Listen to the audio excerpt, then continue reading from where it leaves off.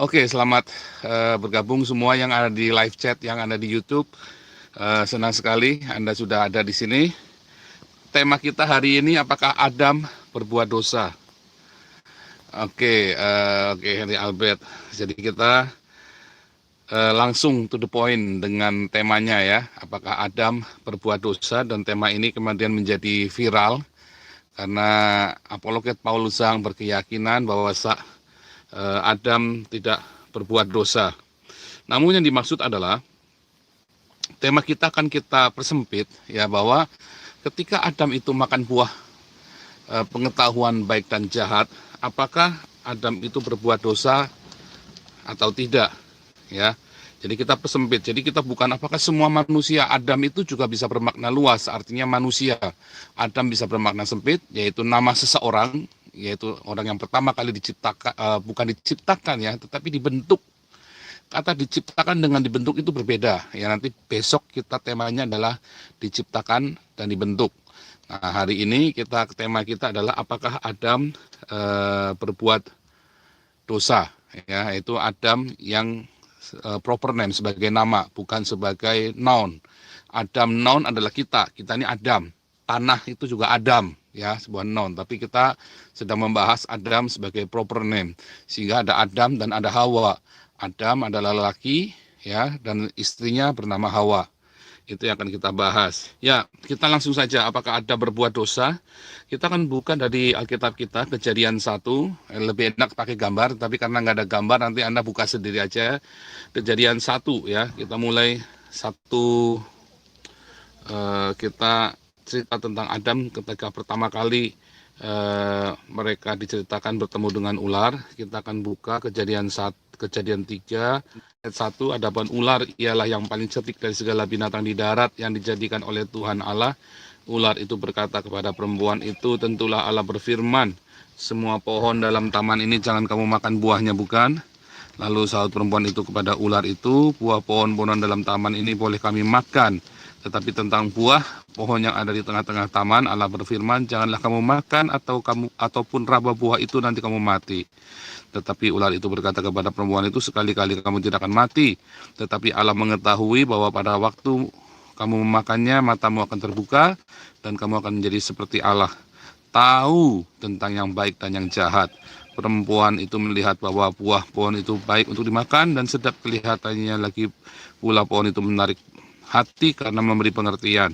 Lalu ia mengambil dari buahnya dan dimakannya, diberikannya juga kepada suaminya yang bersama-sama dengan dia, dan suaminya pun memakannya.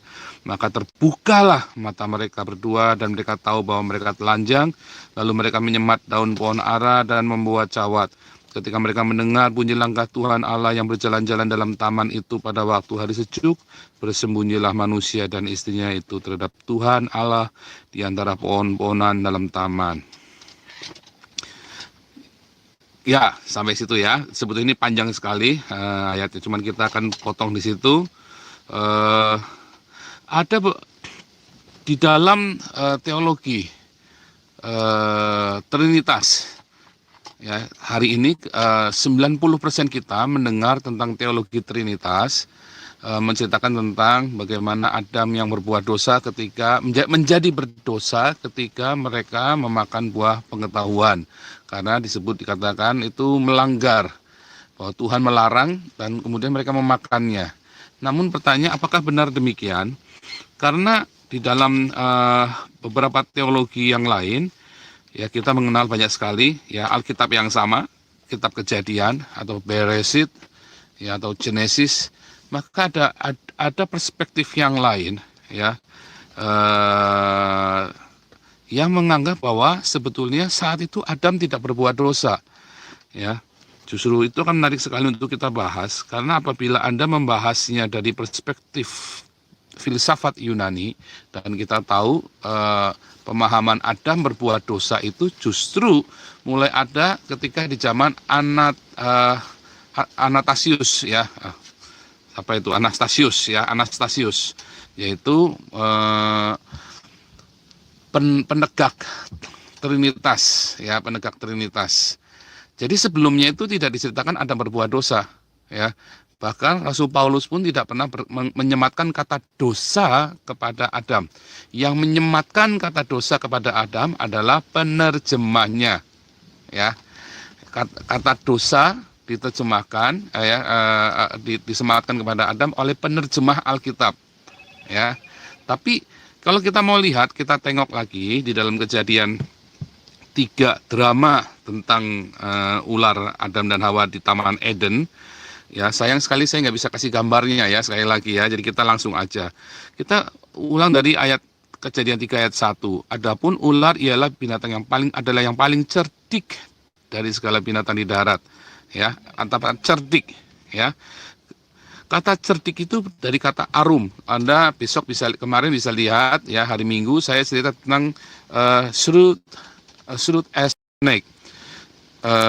Cerdik seperti ular. Hari Minggu khotbah saya hari Minggu dalam bahasa Jerman itu ya, dalam bahasa Jerman kluk wislange, ada bahasa Indonesianya ya, jadi Anda bisa ikutin.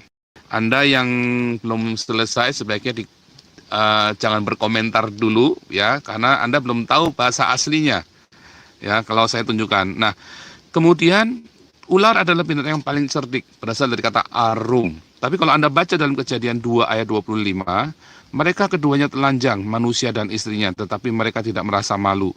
Kata telanjang juga berasal dari kata arum, tapi mereka tidak merasa malu. Jadi yang pertama ada ular yang arum, kedua ada manusia yang telanjang, dua-duanya arum. Jadi yang satu arum dan dia tahu dia arum, yang satu arum, ya Adam dan Hawa arum, tetapi mereka tidak tahu kalau mereka arum. Ya, yang satu ular disebut cerdik. Cerdik itu dari kata arum, dari kata yang sama dengan kata telanjang. Adam dan Hawa telanjang, tetapi dia tidak tahu. Mereka tidak tahu kalau mereka telanjang. Mereka tidak malu. Ya, kenapa saya bilang tidak tahu? Nanti kita akan lihat. Ya, karena setelah mereka makan buah pengetahuan, mereka jadi tahu kalau mereka telanjang. Siapa yang kasih tahu kamu? Ya, karena apakah kamu makan buah? Nah, setelah mereka makan buah, baru mereka tahu kalau mereka telanjang. Jadi kata arum itu bisa kita identikan dengan kata tahu, mengerti, memahami, membuka, ya. Jadi ular cerdik dari kata arum dalam bahasa Ibrani, manusia telanjang tetapi tidak malu. Dari kata Ibrania, manusia juga arum, ya. Lalu Kejadian 3 ayat 5. Ular itu berkata, "Oh, tetapi Allah mengetahui pada kamu memakan buah pengetahuan itu, matamu akan terbuka, kamu akan jadi arum, ya, dan kamu akan jadi seperti Allah, tahu yang baik dan tahu yang jahat." Dan mereka makannya, dan terjadi benar, ya. Lalu apakah Adam itu berbuat dosa saat itu? Apakah ular menipu? Tidak, ular mengatakan hal yang benar. Ya, Adam pun ketika makan benar-benar terbuka. Nah, nanti kita akan lihat di endingnya, di kesimpulannya ya, mengapa semua itu terjadi. Tapi peristiwanya dulu kita runut. Ya, peristiwanya itu kita runut. Lalu kita lihat, ya, apa yang terjadi setelah mereka arum. Maka mereka jadi tahu, Adam dan Hawa jadi tahu yang baik dan yang jahat. Nah, sekarang kita balik, ya, kata dosa. Kita lompat ke kata dosa ya. Apabila mengetahui yang baik dan jahat adalah sebuah dosa, maka pertanyaannya, mengapa Tuhan menaruh buah pengetahuan itu di tengah? Apakah untuk mencobai? Begitu konyolkah Tuhan? Yehova ya, saya kata Yehova itu saya jadi kata Tuhan ya, T-U-H-N huruf besar semua. Begitu konyolkah Yehova Elohim ini, Tuhan ini, sehingga menaruh buah pengetahuan baik dan jahat di tengah-tengah Taman Eden itu untuk mencobai mereka. Nah, sebetulnya bukan masalah mereka tahu dicobai atau tidak dicobai. Kalau kita lihat kata dosa ya berasal ya dari kata hamartia.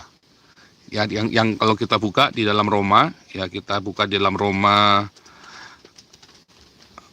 5 ya ayat 12. Kita buka ya, Roma 5 ayat 12. Sebab itu sama seperti dosa telah masuk ke dalam dunia oleh satu orang, dan oleh dosa itu juga maut. Demikianlah maut itu telah menjalar kepada semua orang, karena semua orang telah berbuat dosa. Ada dua hal, satu ada dosa, satu ada maut. Ya, satu ada dosa, satu ada maut. Nah, kata dosa di situ berasal dari kata hamartia. Kata hamartia di dalam perjanjian baru, ya, kita tarik ke perjanjian lama, ada pertama kali disebutkan kepada Kain. Kata hamartia, yaitu dosa yang di dalam Roma 5 ayat 12 itu, disematkan pertama kali kepada Kain di dalam Kejadian 4 ayat 7.